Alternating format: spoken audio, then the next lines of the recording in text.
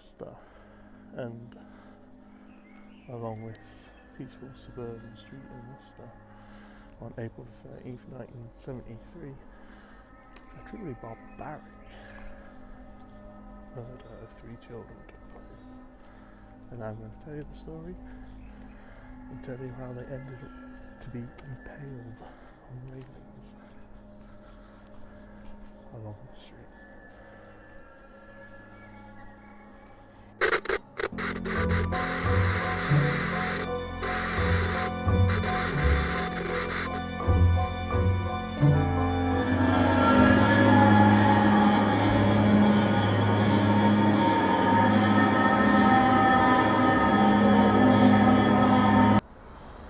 So yeah, good morning everybody.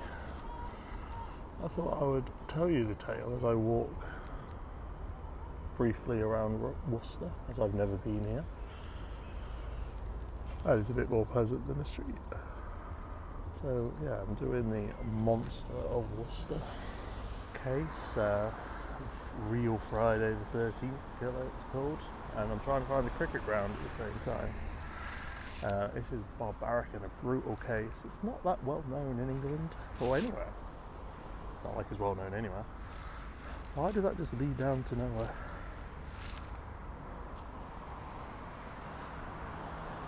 I must be near the cricket ground. But I'll be telling you the case of David McGreevy, the Monster of Worcester. He is now free. Wow. Well, the Queen will be happy.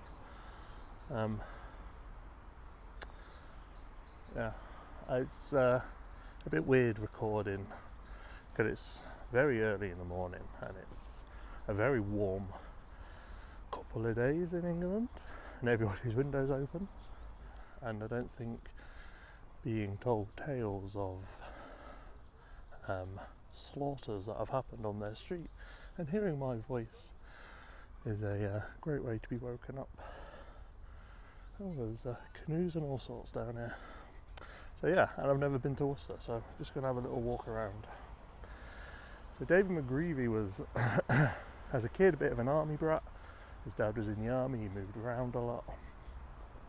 But there was nothing really in his past that would lead you to believe he was capable of such a monstrosity. David McGreevy would achieve his lifelong ambition of joining the Navy. He left school at 15, joined the Navy, but he was court-martialed for setting a fire. He was found not guilty of arson, but guilty of negligence.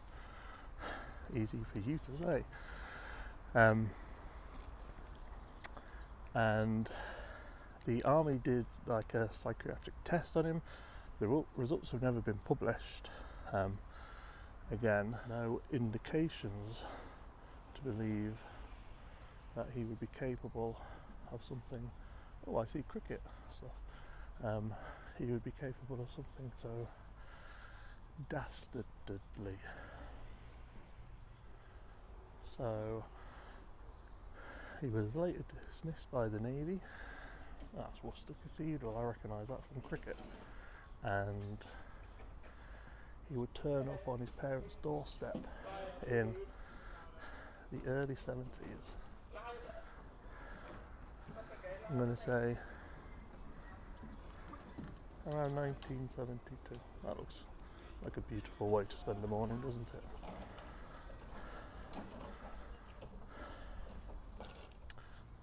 So he was at his parents' house and he wasn't doing anything. He wasn't looking for work, he wasn't doing any of the household chores, he wasn't paying rent. So his parents chucked him out. Now he ended up on Gilham Street, where this video started, knocking on the door of a family called the Ralphs. And the Ralphs were Clive, the father, Elsie, and they had 2 children, Paul and Samantha, and Elsie was pregnant with their new addition. It was a 2-bedroom house and very soon to be 6 people living in there. Why you would agree to have a lodger is totally beyond me, but I'm somebody that likes space. Now again, like, David McGreevy wasn't, you know, I mean, psychopaths don't have it written on their forehead. He was very pleasant with the children. He was, by all accounts, a very pleasant guy. But once he'd had a drink, things happened to change, as they do with a lot of people. Where is the cricket ground?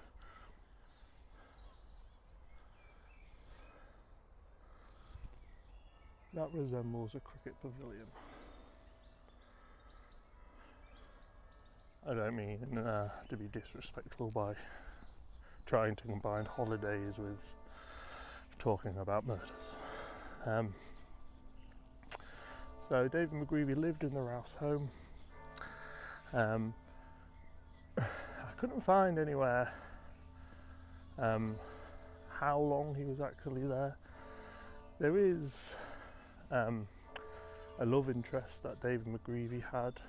She was called Mary, and they started to write to each other when he was in the Navy, and David McGreevy fell in love and they were engaged, and then Mary called it off on New Year's Eve of 1971, and no telling what kind of impact this had on David McGreevy. We all know what love does to people. What do you think? Cricket pavilion over there?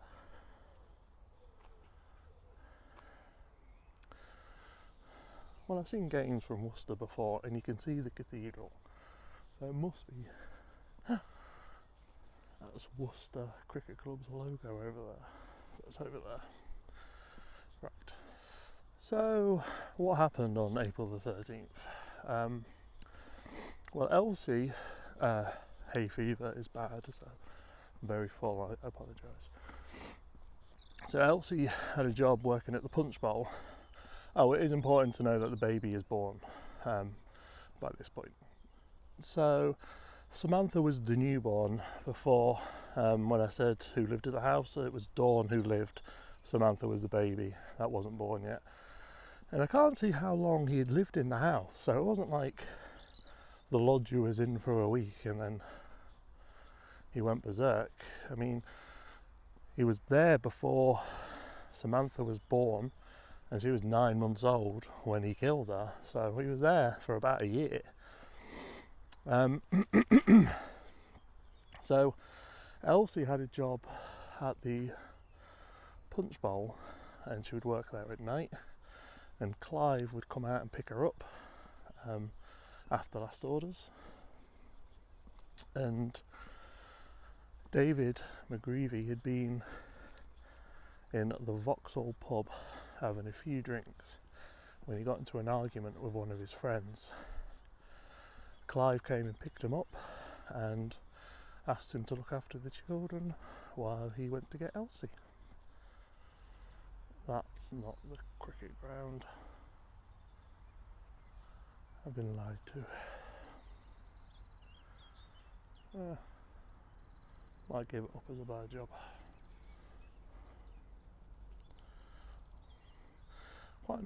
Quite nice Worcester, very quaint.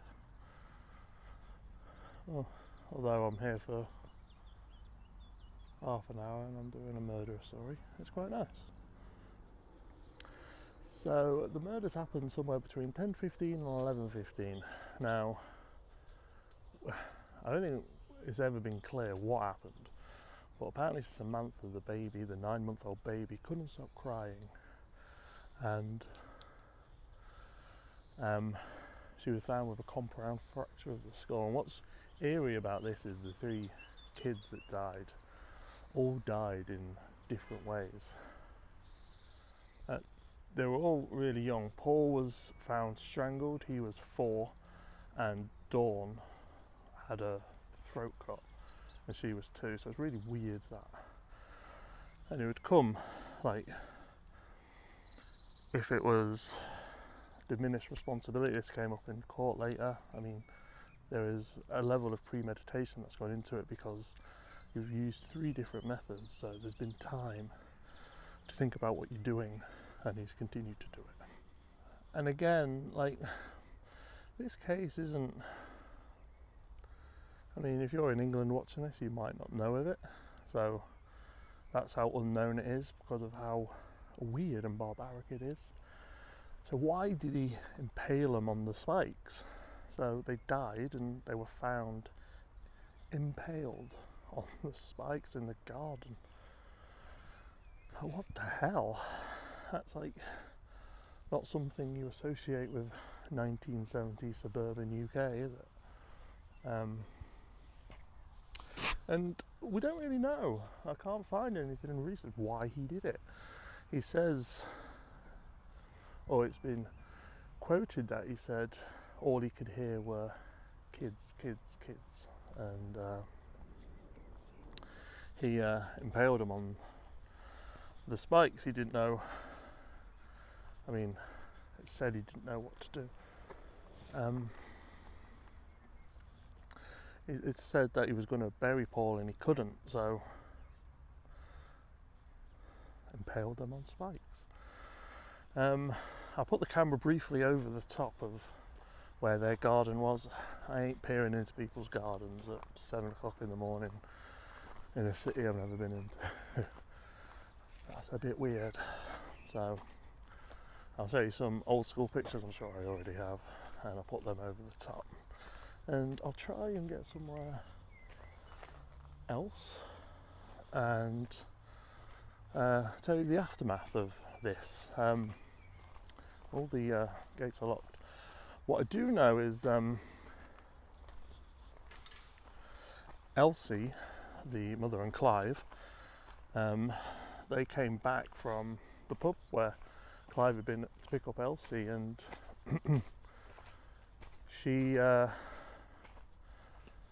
they were never allowed back in. They've never been back in the house. They got to the house and the police were there already. Again, I mean, it's not very subtle. 3 corpses on spikes in a back garden does get noticed, and the police were there pretty quick. So in that brief time, Clive went out to get Dawn and take her home. The 3 murders had happened. The display ritual had happened, and the police were notified of back. So I've found the cricket ground. It's a lot more open than I expected it to be.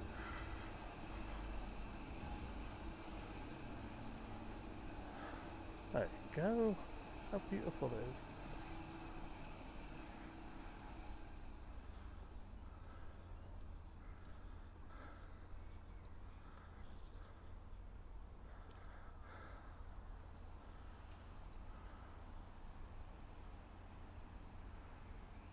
Your Graham Hick Pavilion.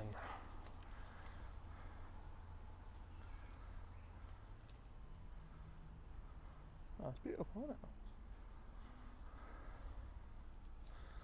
I've seen Moeen Ali hit many a 6 here on TV.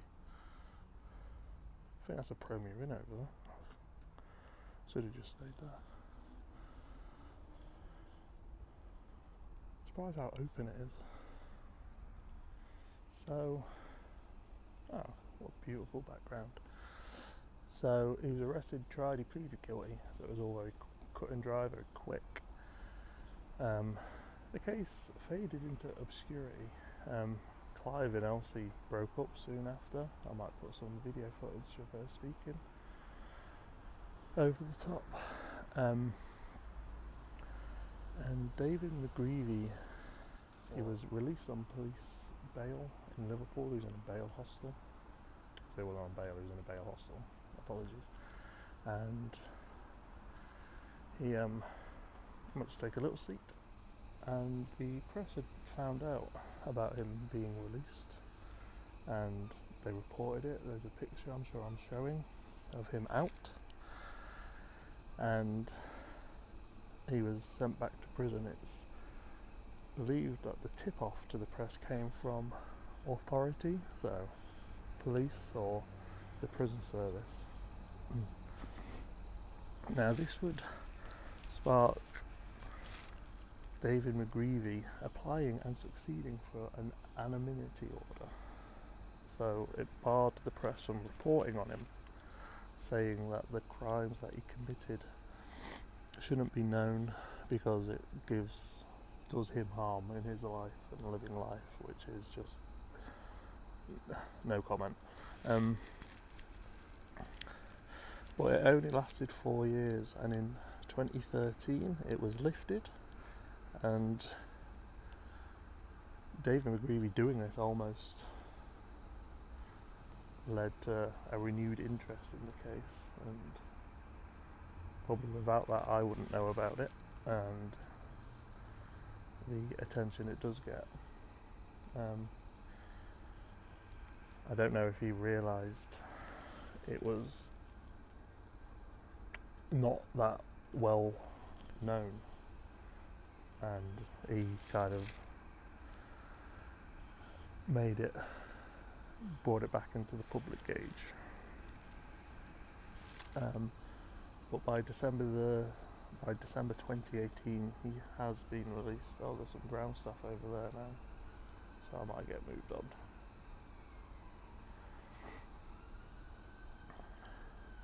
on. And Elsie, upon hearing about her release, said these words: "What this animal did to my children is every bit as bad as what the Moors murders did. But Ian Brady and Myra Hindley never left prison before they died, so why the hell should he? He put my babies on spikes, for God's sake. He mutilated them, and they died in agony. I wanted him dead and to suffer like they had, but was reassured after his trial that his crime was so terrible he would never walk free again. But despite begging them to keep him locked up, I have now finally been betrayed."